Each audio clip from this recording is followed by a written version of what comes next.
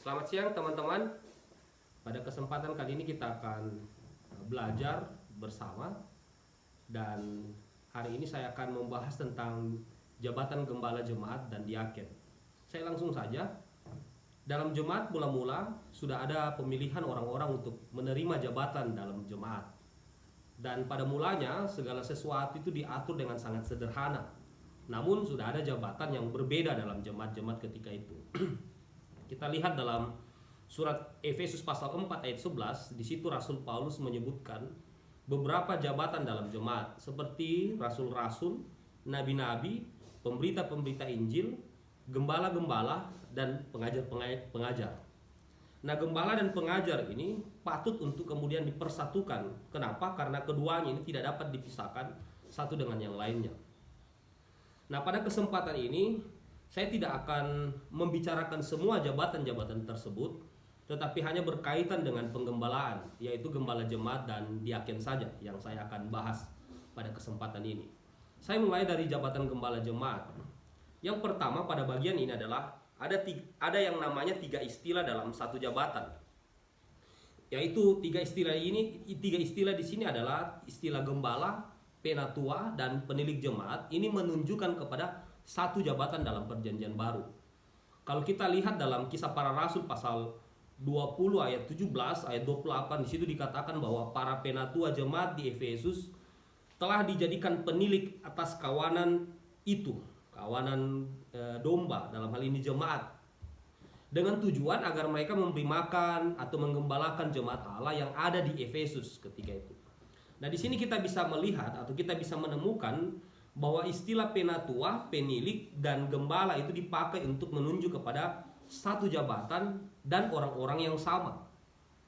Lebih lanjut lagi kalau kita lihat dalam 1 Petrus pasal 5 ayat 1 ayat 2, di situ tugas-tugas gembala itu diberikan kepada ada kalimat yang menyatakan bahwa para penatua di antara kamu. Maksudnya apa di sini? Maksudnya adalah bahwa penatua dan gembala ketika itu adalah orang yang sama. Lebih lanjut lagi, kalau kita melihat dalam 2 Yohanes pasal 1, kita lihat dalam 3 Yohanes pasal 1, dan juga dalam 1 Petrus pasal 5, baik Yohanes maupun Petrus yang adalah rasul menyebut diri mereka sendiri sebagai penatua. Jadi sudah pasti jabatan penatua ini bukanlah satu jabatan yang lebih rendah daripada gembala atau penilik jemaat, karena ketiganya ini menunjuk kepada jabatan yang sama. Dan kalau kita lihat dalam 1 Timotius pasal 3 ayat 1, istilah penatua, istilah penilik jemaat itu dipertukar tempatkan. Jadi istilah gembala, kalau dalam Yunaninya itu ditulis dengan kata poimen, itu muncul beberapa kali dalam perjanjian baru. Tetapi kalau kita lihat dalam Efesus, dan hanya dalam Efesus pasal 4 ayat 11, istilah ini diterjemahkan sebagai gembala jemaat, pastor ya. Arti yang sebenarnya adalah gembala jemaat.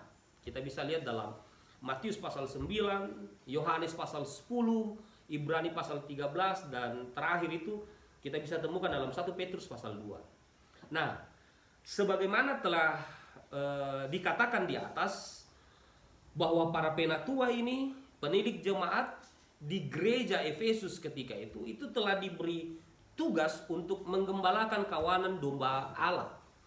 Maksudnya ini mereka telah dijadikan gembala jemaat.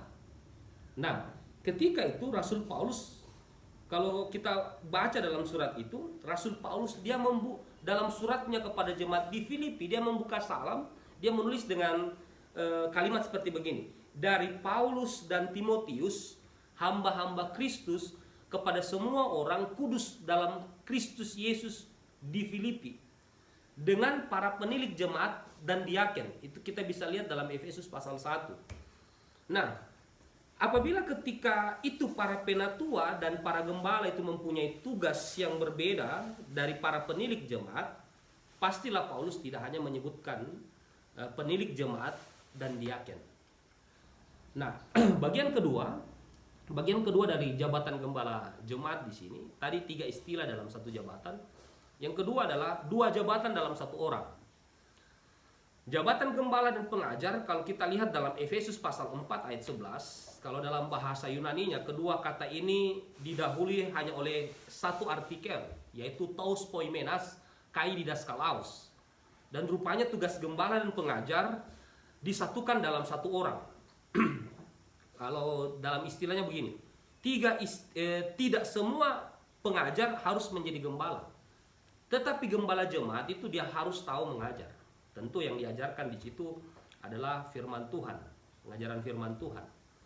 Nah, tugas gembala jemaat itu bukan hanya berkunjung pada anggota jemaat, tetapi gembala juga harus menjaga, memelihara, dia memberi makanan kawanan domba Allah dengan makanan rohani. Tentu makanan rohani yang segar dari firman Tuhan melalui khotbah dan pengajaran firman Allah yang teratur tentunya. Nah, gembala jemaat itu harus melindungi jemaat terhadap guru-guru palsu. Gembala jemaat harus melindungi jemaat terhadap ajaran-ajaran sesat. Jadi kekuatan jemaat itu tergantung pada mutu mereka sebagai gembala dan pengajar. Jadi kekuatan jemaat itu tergantung dari gembalanya. Mutunya sebagai gembala dan sebagai pengajar. Jadi beda sekali dengan tugas rasul, beda sekali dengan tugas nabi dan pemberita Injil yang sering mengembara. Tetapi gembala dan pengajar itu harus selalu tinggal dekat dengan jemaatnya. Oke, kita akan lanjut dalam pembahasan berikut. Saya akan menjelaskan tentang bagaimana syarat-syarat gembala jemaat dan selanjutnya nanti bagaimana syarat-syarat diaken. Yang pertama dulu syarat-syarat gembala jemaat. Penatu atau penilik jemaat ini kita bisa lihat dalam 1 Timotius pasal 3 dan juga dalam Titus pasal 1. Nah, yang pertama, syarat yang pertama, saya melihat dalam hubungannya dengan sifat pribadinya. Nah, bagian terbesar yang menyangkut sifat pribadi dari gembala jemaat ini kalau kita lihat dalam 1 Timotius pasal 3 ayat 2 sampai 3 dan juga dalam Titus pasal 1 ayat 7, di sini ada 13 hal yang didaftarkan dalam hubungannya dengan sifat pribadi ya. Yang pertama itu dia harus seorang yang tidak bercelah. Jadi hal ini berarti tidak ada sesuatu yang dapat dituduhkan untuk menyalahkan gembala tersebut. Lalu syarat yang kedua dalam hubungan dengan sifat pribadinya, dia harus menjadi suami dari satu istri. Suami dari satu istri. Kalau gembalanya adalah seorang wanita atau perempuan, berarti dia harus menjadi istri dari satu suami. Yang ketiga, dia harus dapat menahan diri. Yang keempat, dia harus bijaksana, artinya dia adalah seorang yang pemikir sehat. Yang kelima, dia harus sopan. Yang keenam, dia harus suka beri tumpangan. Yang ketujuh, dia harus cakap mengajar orang. Yang kedelapan, dia bukan peminum. Yang kesembilan, dia bukan pemarah. Yang kesepuluh, dia bukan dia harus seorang pendamai. Yang ke-11, dia bukan orang yang suka bertengkar. Yang ke-12, dia bukan seorang hamba uang. Nah, ini menarik. Seorang gembala itu dia bukan seorang hamba uang. Jadi di sini termasuk hal ini termasuk menyalahgunakan kedudukannya untuk mendapatkan keuntungan pribadi. Hati-hati dengan bagian ini. Dan yang terakhir, dia harus mempunyai nama baik di luar jemaat. Itu dalam kaitannya dengan dalam hubungannya dengan sifat pribadinya. Syarat yang kedua dalam hubungan dengan kehidupan keluarga. Dalam 1 Timotius pasal 3 ayat 4 kita bisa lihat di situ bahwa sesungguhnya lingkungan rumah tangga itu merupakan yang lebih kecil dan akrab dan seharusnya itu berfungsi sebagai bukti tentang kemampuan seorang gembala, kemampuan seorang penatua atau penilik jemaat untuk memimpin jemaatnya. Karena itu dia harus bisa memerintah keluarganya dengan baik, memimpin keluarganya dengan baik, sehingga kemudian dia dihormati oleh anggota keluarganya, oleh anak-anaknya. Kalau kita lihat dalam dalam Titus pasal 1 ayat 6 dikatakan begini, yang anak-anaknya hidup beriman. Ini menunjukkan bahwa mereka harus dilahirkan kembali, atau mungkin ini berarti bahwa mereka harus setia kepada keluarga. Oke, kita lanjut dalam syarat ketiga seorang gembala jemaat. Ini dalam hubungannya dengan kedewasaan rohani. Jadi seorang gembala atau penilik jemaat, dia tidak boleh seorang yang baru bertobat, agar ia jangan menjadi sombong dan kena hukuman iblis. Kita bisa lihat dalam 1 Timotius pasal 3 ayat 6 di situ. Kenapa? Karena orang yang baru bertobat itu belum dewasa dalam kehidupan kerohanian. Dan orang-orang yang baru bertobat ini punya kecenderungan merasa diri penting dan mudah jatuh dalam dosa kesombongan. Ini sama halnya yang terjadi dengan kejatuhan malaikat iblis ya. Asal mulanya adalah malaikat. Kalau kita belajar asal mula iblis itu malaikat yang sombong, yang ingin menyamai Tuhan Allah. Lalu kemudian dia jatuh. Kita kenal dengan dia jatuh dalam dosa kesombongan.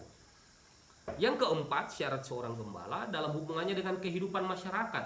Bagaimana kehidupan seorang gembala di tengah masyarakat itu juga harus baik tentunya. Agar, kenapa dia harus baik? Supaya dia tidak dituntut orang lain karena kesalahan yang dilakukannya. Nah, kita lanjut kepada poin berikutnya. Sekarang kita bicara soal bagaimana masa jabatan gembala jemaat. Kalau kita mengacu pada perjanjian baru, di perjanjian baru itu tidak memberikan informasi mengenai jabatan gembala jemaat. Dan tentu saja dalam hal ini kalau kita lihat masa jabatan, tentu saja ia tidak boleh melayani kalau ada penyebab yang fatal yang kemudian membuat ia harus ditolak. Itu tentu kalau ada kesalahan fatal yang dilakukannya, dia pasti tidak boleh melayani. Nah, kalau kita tinjau dari segi organisasi gereja, masa jabatan gembala dalam jemaat lokal sebenarnya itu telah diatur oleh anggaran dasar, anggaran rumah tangga gereja yang bersangkutan. Jadi masing-masing gereja, organisasi gereja itu punya aturan dan itu sudah diatur dalam ADART. Lalu bagaimana dengan penabisan gembala jemaat?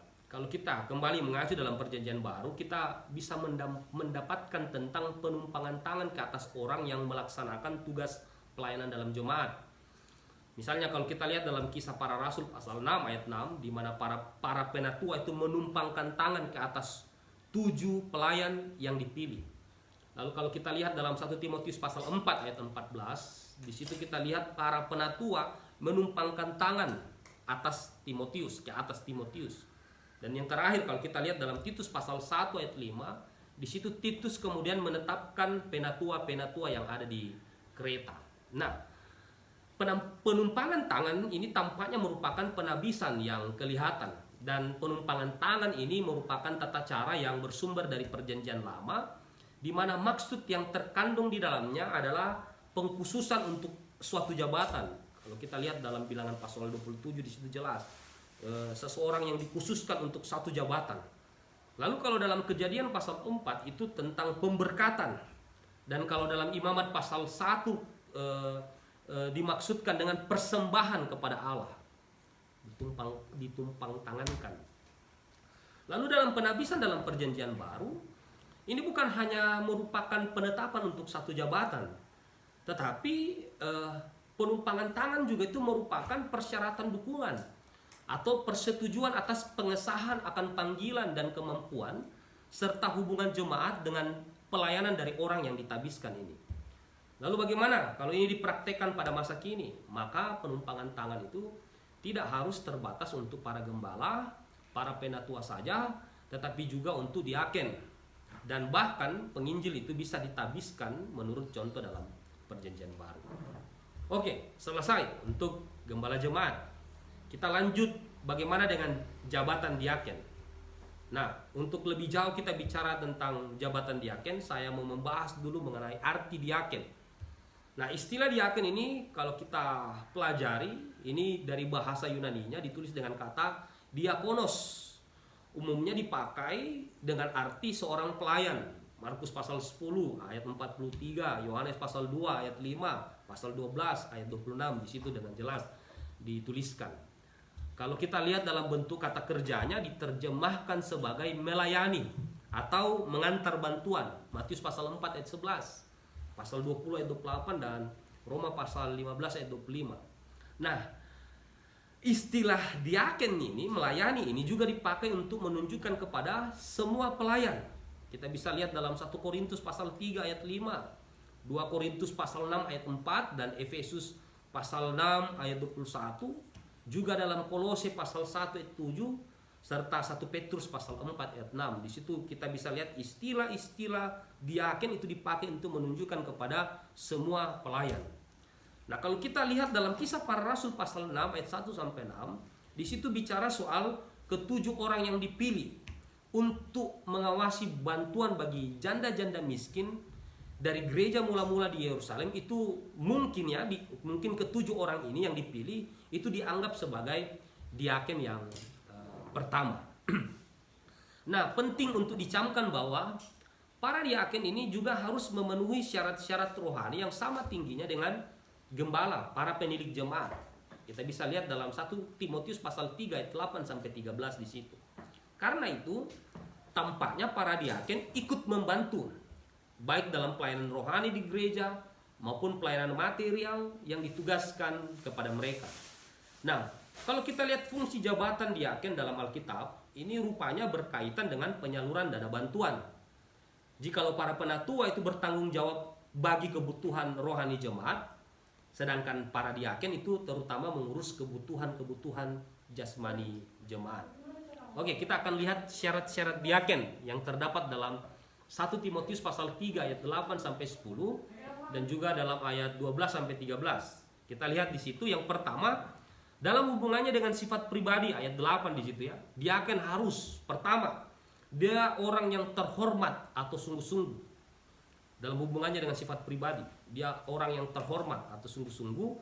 Lalu yang kedua, dia tidak bercabang lidah, mengatakan satu hal kepada orang lain dan mengatakan hal yang lain kepada orang lain lagi.